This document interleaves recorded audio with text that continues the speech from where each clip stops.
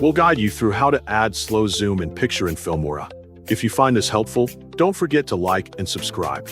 People search for this tutorial because slow zoom effects can make simple images look more dynamic and professional in videos. Many beginners using Wondershare Filmora want an easy way to add motion without complex tools. To begin this tutorial, make sure you have downloaded Wondershare Filmora on your device so you can follow this tutorial without any issues during the editing process.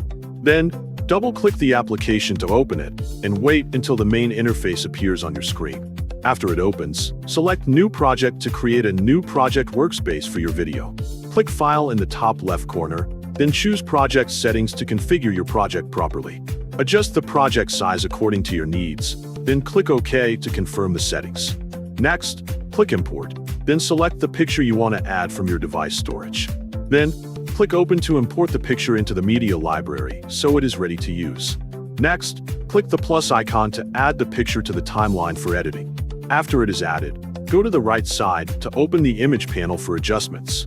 Make sure the basic option is selected, then open the Transform menu to access scaling controls. Go to the timeline to set the position of the first keyframe at your starting point. Then, go to the right panel and add the first keyframe to begin the zoom effect.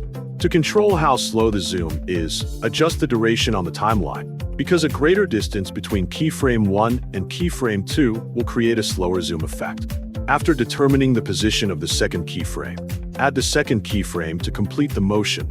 Then, go to the preview window to adjust the zoom, because even a small zoom change can affect how slow the zoom appears visually.